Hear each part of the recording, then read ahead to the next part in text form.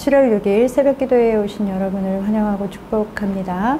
오늘 우리가 함께 살펴볼 하나님의 말씀은 시편 31편 9절에서 24절까지의 말씀입니다. 제가 읽어드리겠습니다. 여호와여, 내가 고통 중에 있사오니 내게 은혜를 베푸소서. 내가 근심 때문에 눈과 영혼과 몸이 쇠하였나이다. 내 일생을 슬픔으로 보내며 나의 연수를 탄식으로 보내며 내 기력이 나의 죄악 때문에 약하여지며 나의 뼈가 쇠하도소이다. 내가 모든 대적들 때문에 욕을 당하고 내 이웃에게서는 심히 당하니 내 친구가 놀라고 길에서 보는 자가 나를 피하였나이다. 내가 잊어버린 바 됨이 죽은 자를 마음에 두지 아니함 같고 깨진 그릇과 같으니이다. 내가 무리의 비방을 들었으므로 사방이 두려움으로 감싸였나이다. 그들이 나를 치려고 함께 의논할 때에 내 생명을 빼앗기로 꾀하였나이다. 여호와여, 그러하여도 나는 주께 의지하고 말하기를 주는 내 하나님이시라 하였나이다. 나의 앞날이 주의 손에 있사오니 내 원수들과 나를 핍박하는 자들의 손에서 나를 건져주소서. 주의 얼굴을 주의 종에게 비추시고 주의 사랑하심으로 나를 구원하소서. 여호와여, 내가 주를 불렀사오니 나를 부끄럽게 하지 마시고 악인들을 부끄럽게 하사 수월에서 잠잠하게 하소서. 교만하고 완악한 말로 무례히 의인을 치는 거짓 입술이 말 못하는 자 되게 하소서. 주를 두려워하는 자를 위하여 쌓아두신 은혜, 곧 주께 피하는 자를 위하여 인생 앞에 베푸신 은혜가 어찌 그리 큰지요. 주께서 그들을 주의 은밀한 곳에 숨기사 사람의 꾀에서 벗어나게 하시고 비밀이 장막에 감추사 말 다툼에서 면하게 하시리이다. 여호와를 찬송할지어다. 견고한 성에서 그의 놀라운 사랑을 내게 보이셨음이로다. 내가 놀라서 말하기를 주의 목전에서 끊어졌다 하였사오나 내가 주께 부르짖을 때에 주께서 나의 간구하는 소리를 들으셨나이다. 너희 모든 성도들아, 여호와를 사랑하라. 여호와께서 진실한 자를 보호하시고 교만하게 행하는 자에게 엄중히 갚으시느니라. 여호와를 바라는 너희들아, 강하고 담대하라. 아멘. 오늘 새벽에는 시편 31편 9절 말씀부터 함께 살펴보도록 하겠습니다. 어제 본문 1절에서 8절까지의 말씀에는 다윗이 자신의 절체절명의 위기에 하나님께로 피하며 하나님께서 빨리 자신을 구원해 달라고 기도하고 있습니다. 그럼에도 여호와 하나님을 향해 나를 원수의 손에 넘기지 않으시고 나를 평탄한 곳에 세우셨다라고 믿음의 고백을 하고 있습니다. 그러나 오늘 본문 9절에서 13절까지의 말씀을 보면 다시 다윗은 자신의 원수들로 인하여 고통을 받고 있고 그 고통으로 인하여 하나님 앞에 울부짖고 있는 것을 우리는 발견할 수 있습니다. 이 고통으로 인하여 얼마나 울었는지 눈의 시력조차 나빠졌고 몸과 마음도 다 지쳐버렸다라고 9절에서는 고백하고 있습니다. 그리고 그 고통의 시간이 얼마나 오래 지속되었는지 10절에 보면 고통 속에 있었던 햇수가 탄식 속에서 흘러가고 있다라고 슬퍼하고 있습니다. 그것뿐만이 아닙니다. 사람들과의 관계도 모두 망가져 버렸습니다.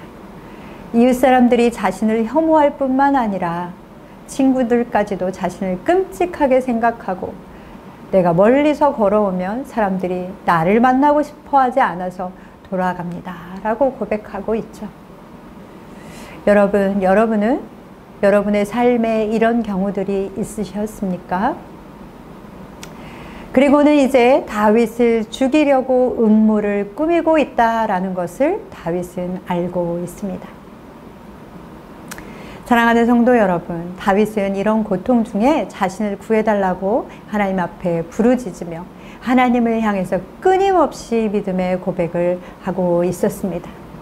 그러나 너무나 안타깝게도 그의 현실은, 그의 삶의 상황은 하나도 나아진 것이 없었습니다. 여전히 그의 삶은 고통스럽고 절망적이며 자신의 생명조차 위협을 당하고 있는 상황이었습니다. 그러나 이내 다윗은 14절에 놀라운 믿음의 고백을 하고 있습니다. 이 14절의 고백은 결연하기까지 합니다. 여호와여, 그러하여도 나는 주께 의지하고 말하기를 주는 내 하나님이시라 하였나이다. 아멘. 이런 일이 계속되어도 나는 주님만을 의지하며 주님은 나의 하나님이시다 라고 말할 것입니다 라고 고백하고 있습니다. 그러나 또다시 이어지는 15절에서는 14절에 언제 그런 놀라운 믿음의 고백을 했었나 싶을 정도로 다시 하나님께 자신을 구원해 달라고 매달리고 있습니다.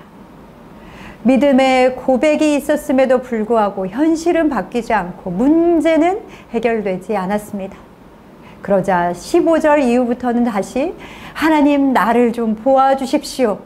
하나님, 이것에서부터 하나님 나를 구원해 주십시오 라고 하는 간구와 그럼에도 불구하고 내가 하나님을 의지합니다 라고 하는 믿음의 고백이 계속해서 번갈아 이어지고 있습니다. 15절부터 17절의 말씀을 함께 보겠습니다. 나의 앞날이 주의 손에 있사오니 내 원수들과 나를 핍박하는 자들의 손에서 나를 건져 주소서. 주의 얼굴을 주의 종에게 비추시고 주의 사랑하심으로 나를 구원하소서. 여호와여, 내가 주를 불러싸오니 나를 부끄럽게 하지 마시고 악인들을 부끄럽게 하사 소홀에서 잠잠하게 하소서. 사랑하는 성도 여러분, 오늘 시편 31편의 다윗의 고백을 보면 우리의 삶의 모습과 너무나 닮아 있는 것을 우리는 알 수 있습니다. 우리는 고난과 고통 중에 하나님께 나아가 우리를 건져 주시기를, 그리고 우리의 문제를 해결해 주시기를 기도합니다. 우리가 고난의 때에 우리의 힘으로 해결하려 하거나 아니면 완전히 절망하여 모든 것을 포기해 버리는 것이 아니라 하나님 앞으로 나아가는 것, 하나님께 문제를 해결해 주시기를 간구하는 것, 그것 자체가 우리의 믿음의 고백이며 우리의 믿음의 행위입니다. 그러나 때로는 그런 우리의 믿음의 행위에도 불구하고 우리가 하나님께 구하고 하나님께서 해결해 주시기를 간구함에도 불구하고 그 문제가 해결되지 않을 때가 있습니다. 아니, 어떤 경우에는 그 문제가 더 어려워지고 심각해지는 경우도 있습니다. 다윗은 하나님께서 이스라엘의 왕으로 삼으시겠다라고 기름 부으신 사람이었습니다. 그런데도 그는 여전히 사람들에게 쫓기며 생명의 위협까지 받고 있었습니다. 그럴 때 그는 하나님의 약속하심과 하나님의 구원하심을 의심할 수 있었습니다. 그러나 그는 고통이 멈추지 않고 계속됨으로 좌절할 수는 있으나 결코 하나님의 구원하심을 의심하지는 않았습니다.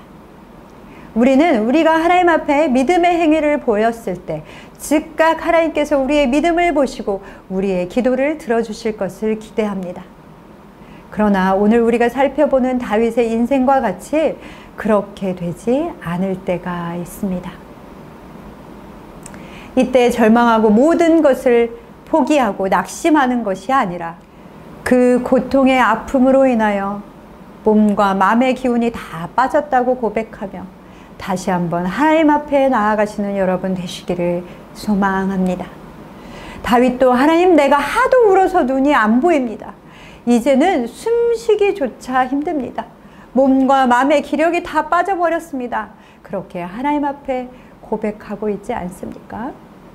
사랑하는 성도 여러분, 하나님 앞에 나아가 우시고 하나님 앞에서 고통을 토로하시고 하나님 앞에서 울부짖으시는 여러분 되시기를 소망합니다. 하나님은 우리의 그 눈물과 신음소리까지 들으시고 주목하여 보시고 만지시는 분이십니다. 그러나 여러분, 거기서 멈추지 마시고 한 걸음 더 믿음의 발걸음을 내디디시는 여러분 되시기를 소망합니다. 다윗조차 절망과 믿음의 고백을 번갈아 가면서 반복하는 것을 보여주고 있듯이 다시 믿음의 고백으로 나아가는 저와 여러분 되시기를 소망합니다. 다윗은 19절부터 다시 믿음의 고백을 하고 있습니다. 다윗은 아직 일어나지 않은 미래의 일들에 관하여 하나님의 약속을 부여잡고 이루어진 것처럼 고백하고 있습니다. 20절에는 이미 놀라운 사랑을 보이셨다. 그리고 이미 나의 간구를 들으셨다 라고 고백하고 있습니다. 그리고 또한 이루어질 것으로 믿고 또한 고백하고 있습니다. 20절에는 벗어나게 하실 것이다, 면하게 하실 것이다 라고 고백하고 있지 않습니까? 눈에 보이지 않으나 하나님의 약속을 붙잡고 미래에 이루어질 것을 믿음으로 고백하는 자리까지 나아가시는 여러분 되시기를 소망합니다. 그것이 우리가 고난의 때에 보여야 할 믿음의 행보인 것입니다. 그리고 다윗은 또 한 가지 믿음의 행보를 보여주고 있습니다. 다윗은 먼저 22절에 이렇게 고백합니다. 새 번역으로 읽어드리겠습니다. 내가 포위되었을 때 내가 너무 놀란 나머지 하나님을 이제 나를 버리셨구나. 나는 하나님 눈밖에 났구나 라고 생각하고 좌절했지만 그 다음에 뭐라고 고백하고 있는지 아십니까?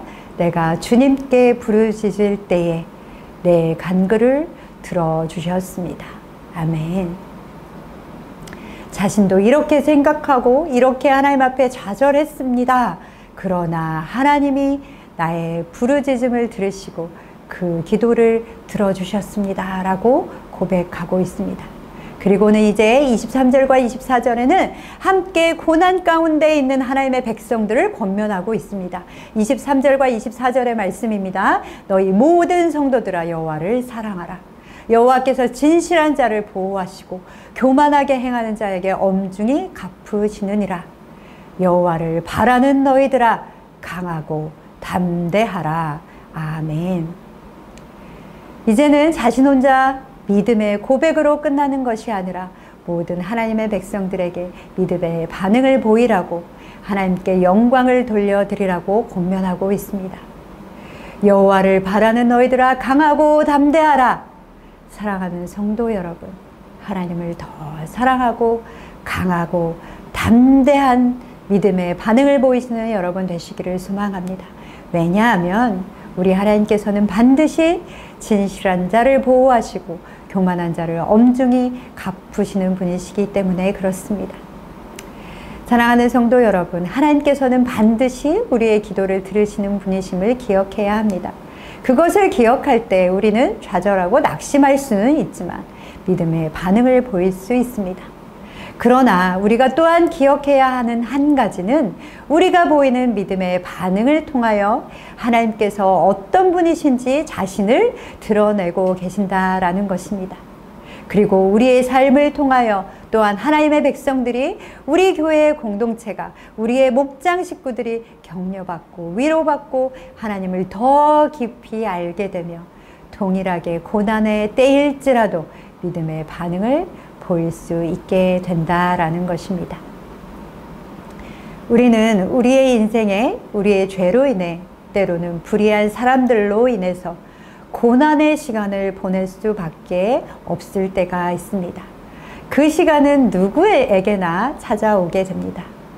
그럴 때 두려워하고 낙심하여 모든 것을 포기하며 욥의 아내가 말했듯이 하나님을 욕하고 떠나버리는 그런 것이 아니라 믿음의 반응을 보이시는 여러분 되시기를 소망합니다.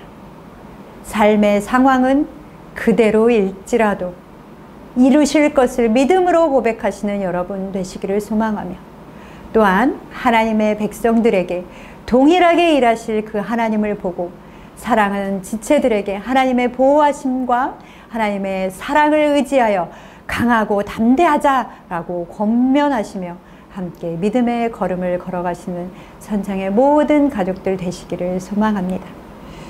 그래서 우리의 삶이 좋을 때나 또한 우리의 삶이 위기에 있을 때에나 우리가 고통 가운데 있을지라도 우리의 삶의 모든 순간순간들을 통하여 하나님만이 영광 받으시며 하나님만이 드러나시는 삶을 살아가시는 여러분 되시기를 소망합니다. 오늘도 여호와를 바라시고 강하고 담대하게 살아가시는 날 되시기를 소망합니다.